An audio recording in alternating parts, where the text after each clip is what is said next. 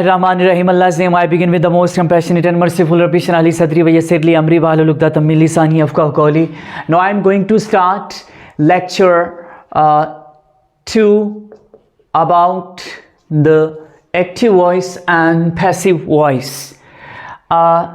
When we talk about what other people say or believe, जब हम इस बात पर गौर करते हैं कि लोग क्या कहते हैं और लोग क्या सोचते हैं, जब लोग कहते हैं और सोचते हैं, तो there are two possible forms in which we can construct our passive voice. यानी दो तरीके हैं जिस तरह इन्हें सोचते हैं लोग या लोग बिलीव करते हैं, तो दो तरह से हम पैसिव वॉइस को तरतीब दे सकते हैं, दो तरह से हम जुमले को तरतीब दे सकते हैं. फॉर एग्जाम्पल, ये मैंने दो लिखे हैं, then I will give you the examples. It is said that, यानी जब लोग आम तौर पे लोग बात करते हैं तो फिर हम कहते हैं कि इट इज़ सेड दैट, ये कहा जाता है. द पीपल से जब हम इसी बात को पैसिव वॉइस में कहते हैं तो फिर कहते हैं it is said that. It is said that new government will introduce some new policies. ये कहा जाता है कि नई गवर्नमेंट कुछ नई पॉलिसीज लेके आएगी. एक ये तरीका है. दूसरा यानी इट इज़ सेड दैट कि हम इट इज़ सेड दैट के साथ करते हैं, और दूसरा तरीका ये है यानी जब किसी के बारे में बात होती है. For example, it is said that he, तो अब हम ही को दूसरी तरह से भी कर सकते हैं, हम ही से स्टार्ट ले सकते हैं. ही इज सेड टू, आगे जाहिर according to the construction of the sentence हम जुमले को तरतीब में लाते हैं. दोबारा से बता दूं कि जब लोग कुछ कहते हैं तो उसके लिए पैसिव वॉइस में कहा जाता है इट इज सेड दैट, या दे से. अगर एक्टिव वॉइस की बात करें दे से या द पीपल से. जब पैसिव वॉइस की बात होती है तो हम कहते हैं इट इज सेड दैट, या peoples are said to be. इस तरह से होता है. जिस तरह मैंने मिसाल दी, इट इज सेड दैट, या इसी ही को आप शुरू में ले आए, ही इज सेड, यानी इट को उड़ा दें, इट इज सेड दैट की जगह ही आ जाएगा, ही इज सेड टू. अच्छा, आगे चल के मैं आपको मिसालें समझाता हूं तो ये मेरी बात मजीद क्लियर हो जाएगी कि व्हेन द पीपल से और बिलीव, तो दो तरह से हम पैसिव वॉइस में फिक्रा बना सकते हैं. Number 1, it is said that mister Ali is a millionaire. ये कहा जाता है, यानी कौन कहता है? लोग कहते हैं. लोग कहते हैं तो एक्टिव वॉइस हो जाएगा. इट इज सेड दैट कहा जाता है, कहा जाता है that mister Ali is a millionaire. Mister Ali क्या है? मिस्टर अली मिलियनियर है. अब दूसरी तरह से हम मिस्टर अली से फिक्रे का आगाज कर सकते हैं कि mister Ali is said to be a millionaire. यानी सेड टू के बाद हम बी का इजाफा करेंगे तो said to be a millionaire, यानी मिस्टर अली से हमने स्टार्ट ले लिया. It is said that mister Ali is a millionaire, ये कहा जाता है, यानी लोग कहते हैं, तो पैसिव वॉइस में ये कहा जाता है. ये क्योंकि लोग इंपॉर्टेंट नहीं होते, इंपॉर्टेंट बात होती है कि क्या कहा जा रहा है. तो इट इज सेड दैट, या फिर mister Ali is said to be a millionaire. Is said to be से मुराद क्या है? यानी ये कहा जाता है. दूसरी मिसाल की तरफ आ जाए, या लोग अगर कोई किसी चीज पे बिलीव करते हैं तो क्या होगा? It is believed that they own a large house. ये बिलीव किया जाता है कि वो बड़ा घर रखते हैं. It is said that, it is believed that, ये बिलीव किया जाता है दे ओन अ लार्ज हाउस. तो हम यहां से भी इसका आगाज कर सकते हैं. इट को अगर हम हटा दें तो दे को हम शुरू में ला सकते हैं. तो दे आर बिलीव्ड, बिलीव किया जाता है उनके बारे में. डेफिनेटली हम इस तो नहीं लिखेंगे, क्योंकि यहां पे दे है तो आर ही लिखा जाएगा. They are believed to own a large house. Believe किया जाता है कि उनके पास एक बड़ा घर है. यानी दो तरह से हम इट इज सेड दैट, या जिसके बारे में बात हो रही होती है, पीपल हो, ही हो, शी हो, हम उससे भी फिक्रे का आगाज कर लेते हैं. Next example, expected. It is expected that. अच्छा, इसमें इट का जब हम इस्तेमाल करेंगे, it is said that, it is believed that, it is supposed that, it is expected that, इस तरह से हम फिक्रे का आगाज करेंगे। यानी मैंने कहा था दो तरह से हम इसको कर सकते हैं। It is expected that new law will be introduced, ये एक्सपेक्टेशन की जा रही, इट इज एक्सपेक्टेड, तवक्को की जा रही है। यानी कौन तवक्को कर रहा है? लोग कर रहे हैं। They are expecting, the people are expecting that new law will be introduced, but it is in active voice. तो जब हम पैसिव वॉइस में उसको चेंज कर रहे होते हैं तो it is expected that a new law will be introduced. दूसरी तरह से हम पैसिव वॉइस में ही न्यू लॉ से स्टार्ट ले सकते हैं। A new law is expected, क्योंकि ये सिंगुलर है तो सिंगुलर ही आएगा। A new law is expected to be introduced, एक नए कानून की तवक्को की जा रही है कि उसको इंट्रोड्यूस करवाया जाए। फिर मैं इसको सारे को रिवाइज कर दूं कि जब हम बात करते हैं जो दूसरे लोग कहते हैं या बिलीव करते हैं तो वो दो तरीकों से लिखा जाता है। नंबर 1 इट इज सेड के बाद, यानी ये पैसिव वॉइस की फॉर्म है, और number 2 for example it is said that के बाद आपने देखना है कि जो सब्जेक्ट है या जिसके बारे में बात हो रही है वो कौन है, तो आप उससे भी आगाज कर सकते हैं। जिस तरह हमने कहा मिस्टर अली से किया, पहले में इट इज सेड दैट लिखा, फिर हमने कहा नहीं mister Ali is said to be a millionaire. ये भी ठीक है, ये भी ठीक है, दोनों तरीके बता रहा हूं, इसमें से कोई भी गलत नहीं है। इस तरह हमने कहा it is believed that they own a large house, it is believed को हमने हटा दिया। दूसरा तरीका यह है कि they are believed to own a large house. जाहिर है आपने इसको देखना है कि इसमें किस तरह की कंस्ट्रक्शन होगी, किस तरह से हमारी बात क्लियर होगी। मैं तो सिर्फ आपको आगाज जहां से आगाज होता है पहले का और जहां से आगाज होता है दूसरे फिक्रे का वो बता रहा हूं कि ये दोनों तरह से ठीक है। जिस तरह हमने लिखा इट इज एक्सपेक्टेड दैट, फिर हमने कहा a new law will be introduced, फिर हमने कहा a new law is expected to be introduced, expected to be introduced, ठीक है जी। या a new law is expected, हाँ यहाँ पे to be आएगा, to be introduced next year, तो यहाँ पे नहीं है।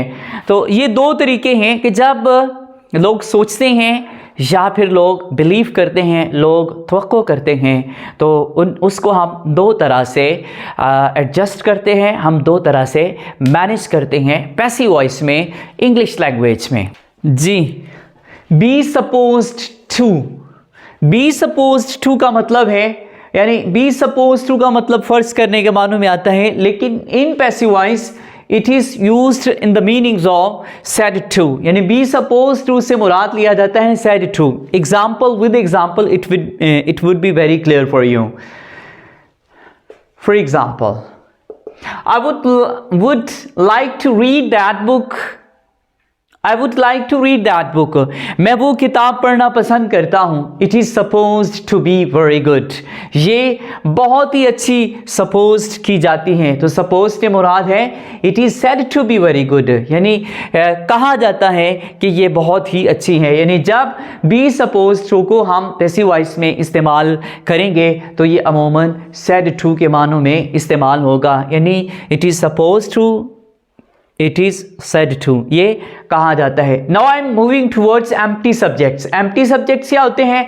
दे और people. For example when we generally talk about the people, जब हम आम तौर पे लोगों के बारे में बात करते हैं तो उनको कहा जाता है ये एम्प्टी सब्जेक्ट्स हैं। फॉर एग्जाम्पल दे अक्सर इस्तेमाल किया जाता है लोगों के लिए। फॉर एग्जाम्पल दे से honesty is the best policy, वो कहते हैं, वो कौन कहते हैं? लोग कहते हैं कि honesty is the best policy. और इस तरह people, definitely people is the direct word जिसको हम इस्तेमाल करते हैं लोगों के लिए। तो पीपल और दे, ये दोनों ही एम्प्टी सब्जेक्ट्स हैं, यानी इसमें नंबर ऑफ पीपल आ सकते हैं, कोई स्पेसिफिक लोग नहीं होते। आम तौर पे जब लोगों के बारे में बात की जाती है तो हम दे या फिर पीपल का इस्तेमाल करते हैं। और एम्प्टी सब्जेक्ट्स इस्तेमाल क्यों किए जाते हैं? Because we are not interested in mentioning those people. हमें उन लोगों से कोई दिलचस्पी नहीं होती, हमारा मकसद उस काम से होता है जिसकी वजह से हम एम्प्टी सब्जेक्ट्स का इस्तेमाल करते हैं। और अमूमन ये भी होता है समटाइम्स हम पैसिव वॉइस का इस्तेमाल करने की बजाय एम्प्टी सब्जेक्ट्स को एक्टिव वॉइस में इस्तेमाल कर लेते हैं। Now for example, they clean the streets every day, ये एक्टिव वॉइस है। दे से मुराद क्या है? लोग। They clean the streets every day, हर रोज वो गलियां साफ करते हैं, यानी लोग हर रोज गलियां साफ करते हैं। अब जो इंपॉर्टेंस है ये इस चीज़ की है, या तो क्लीनिंग की कर लें, स्ट्रीट्स की कर लें कि गलियों को साफ़ किया जाता है, एवरीडे को कर लें कि ये हर रोज़ गलियों को साफ़ किया जाता है। They clean the streets everyday, हर रोज़ लोग गलियों को साफ़ करते हैं। तो यहाँ पे एम्प्टी सब्जेक्ट्स इसलिए इस्तेमाल किया जाता है because we are not interested in them, हमें इनसे कोई दिलचस्पी नहीं है। हमें या तो एवरीडे से है कि हर रोज़ की जाती हैं, या फिर स्ट्रीट्स के साथ या फिर उनकी क्लीनिंग के साथ हमारी इंटरेस्ट जुड़ी हुई है, तो उस वक्त हम एम्प्टी सब्जेक्ट्स का इस्तेमाल करते हैं। When we are going to convert them into passive voice, तो ज़रूरी नहीं है आप इनको लिखें because These are not important, आप इनको रिमूव भी कर सकते हैं। The streets are cleaned every day, इसको मैंने पैसिव वॉइस में कन्वर्ट कर दिया, तो the streets are cleaned every day, गलियों को हर रोज़ साफ़ किया जाता है। दोबारा से बता दूं, एम्प्टी सब्जेक्ट्स कौन से होते हैं? दे और पीपल। ये कब इस्तेमाल किए जाते हैं? जब इनकी कोई अहमियत नहीं होती, इनकी कोई इम्पोर्टेंस नहीं होती, we are not interested in them. और अमूमन हम जब इसका पैसिव वॉइस बनाते हैं तो इनको हम स्किप भी कर देते हैं। और फिर ये कि जब हम पैसिव वॉइस ना बनाना चाहें, इसका पैसिव वॉइस ना बनाना चाहें, तो हम एक्टिव वॉइस में ही जो एम्प्टी सब्जेक्ट्स हैं उनको इस्तेमाल कर लेते हैं। I am talking about empty subjects. Empty subjects के बारे में मैंने आपको बताया, दे का इस्तेमाल हो सकता है, पीपल का इस्तेमाल हो सकता है, यू, वन और समवन का इस्तेमाल किया जा सकता है। और फिर I am going to revise it कि जब इनकी कोई अहमियत नहीं होती, जब हम when we are going to convert them into passive voice, we can remove them, we can erase them, तो उस वक्त हम एम्प्टी सब्जेक्ट्स का इस्तेमाल करते हैं। यानी एम्प्टी सब्जेक्ट्स को जब हम कन्वर्ट करने जा रहे होते हैं तो फिर हम पैसिव वॉइस में इनको स्किप कर सकते हैं, करते हैं। अक्सरियत में इंग्लिश में कर दिया जाता है, और अगर आप लिखना भी चाहें तो फिर आप बाय का इस्तेमाल करके आगे उसी की ऑब्जेक्ट फॉर्म लिखी जाती है। फॉर एग्जांपल पीपल है तो पीपल आएगा, और अगर यू है तो यू आएगा, अगर दे है तो उसका देम हो जाएगा। लेकिन इसको ये चूंकि एम्प्टी सब्जेक्ट्स हैं, एक जनरली बात की जाती है, we are not interested them, they have got no importance, तो इसलिए हम उनको स्किप कर देते हैं। फॉर एग्जांपल, अब ये याद रख लीजिएगा, they, people, you, one and someone, these can be used for empty subjects. मिसाल है, people use this road all the time, people use this road all the time, ये एक्टिव है। लोग हर वक्त ये रोड का इस्तेमाल करते हैं। अब पैसिव में आ जाएं तो चूंकि दिस इज एम्प्टी सब्जेक्ट और इसको हम रिमूव कर सकते हैं, तो क्या करेंगे? This road is used all the time, this road is used all the time, ये जो रोड है ये तमाम वक्त इस्तेमाल किया जाता है। Now I am going towards second example, someone took my purse, किसी ने मेरा पर्स ले लिया, कोई पर्स मेरा ले उड़ा। तो अब जाहिर है कोई से आप समझ रहे होंगे कि असल माजरा पर्स का गायब होना है। This has got no importance, इसकी कोई अहमियत नहीं है, तो हम इसको इरेज करेंगे पैसिव वॉइस में। और मैं फिर बता दूं, अगर हम ना करना चाहें तो हम बाय लिख सकते हैं, बाय समवन लिख सकते हैं, लेकिन जो मॉडर्न वर्जन ऑफ इंग्लिश है उसमें अब बाय के साथ इनका इस्तेमाल नहीं किया जाता, जैसा कि यहाँ पे मैंने किया है कि माई पर्स वॉज टेकन, मेरा पर्स ले लिया गया, बात खत्म। बात ये नहीं थी कि किसने छीना है या किसने लिया है, इसकी कोई वैल्यू नहीं। बात ये थी the thing which is important कि किसी का पर्स ले लिया गया, माई पर्स वॉज टेकन। यू, इसी तरह यू और वन, इसकी मैंने मिसाल दी, इसकी दी, और अब यू की, देन वन की।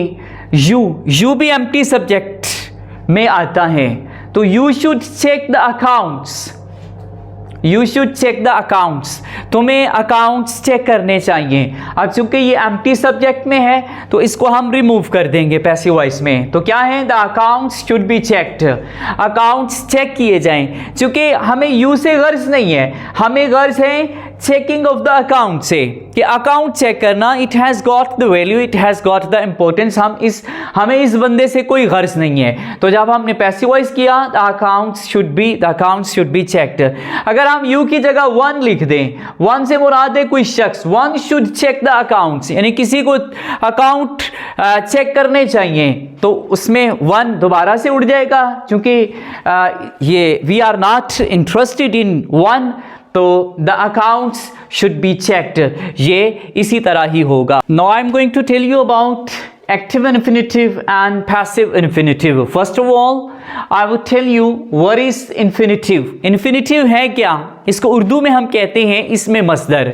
फॉर एग्जाम्पल इसको बनाने का तरीका ये है कि टू प्लस फर्स्ट फॉर्म को हम इन्फिनेटिव कहते हैं। फॉर एग्जाम्पल जिस तरह टू गो होता है जाना, और टू ईट खाना, इसी तरह आप टू प्लस फर्स्ट फॉर्म करते जाएं तो ये इन्फिनेटिव या इसमें मस्दर बनता जाएगा, और उर्दू में इसके आगे ना आता है। फॉर एग्जांपल जाना, और यहाँ पे खाना, टू ड्रिंक, इसकी अगर हम करें तो पीना, तो ये सारे के सारे इन्फिनेटिव हैं जिसके आगे ना आता है। तो मैं आपको बताने लगा हूँ active infinitive and passive infinitive. इसी तरह जब हम एक्टिव पैसिव की हम बात करते हैं तो ये इन्फिनेटिव भी दो हिस्सों में डिवाइड हो जाते हैं, एक एक्टिव इन्फिनेटिव होते हैं और एक पैसिव इन्फिनेटिव होते हैं। Active infinitive definitely active voice में इस्तेमाल किए जाते हैं, और पैसिव इन्फिनेटिव जो इस्तेमाल किए जाते हैं वो पैसिव वॉइस में इस्तेमाल किए जाते हैं। अब मिसालों की तरफ हम मूव करते हैं। I have got some letters to write today. सबसे पहले इन्फिनेटिव को देख लें कि टू प्लस फर्स्ट फॉर्म, ये एक्टिव इन्फिनेटिव की बात है। जब अब हम इसको चेंज करेंगे तो फिर इसका थोड़ा सा तरीका डिफरेंट होगा। I have got some letters to write today, यहां पे ये है infinitive, active infinitive, to plus first form active infinitive. मेरे पास कुछ लेटर्स हैं जो मैंने आज ही लिखने हैं। I have got some letters to write today. इसी को हम पैसिव में लेके जाएंगे। The letters are to be written, यानी पहले भी बात हो चुकी है कि हम पैसिव वॉइस जब भी बनाते हैं तो हम थर्ड फॉर्म का इस्तेमाल करते हैं। तो जब हम पैसिव इन्फिनेटिव बनाएंगे तो डेफिनेटली यहाँ पे भी थर्ड फॉर्म का ही इस्तेमाल होगा। टू के बाद हम बी इस्तेमाल करेंगे और उसके बाद हम थर्ड फॉर्म लिखेंगे, तो ये पैसिव इन्फिनेटिव बन जाएगा।